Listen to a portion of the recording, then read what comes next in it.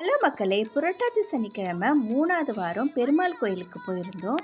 கோவிலில் புரட்டாசி சனிக்கிழமைக்கு 3 வேளையும் அன்னதானம் கொடுக்குறாங்க.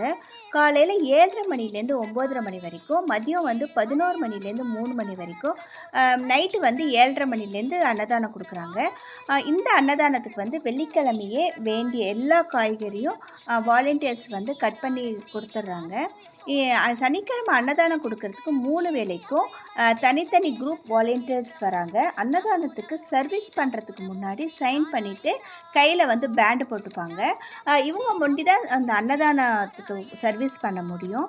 அன்னதானம் போடுற மண்டபத்தில் சுவாமிக்கு அலங்காரம் பண்ணி பிரசாதம் வச்சு தீபார்த்தனை காட்டுறாங்க. அப்புறமேல தான் அன்னதானம் கொடுக்கறதுக்கு கொடுக்குற எல்லா சாப்பாடுக்கும் தீபார்த்தனை காட்டிட்டு அன்னதானம் ஆரம்பிக்குது. இந்த மண்டபத்தில் ஒரே வேளையில் 1300 பேர் சாப்பிட்லாங்க.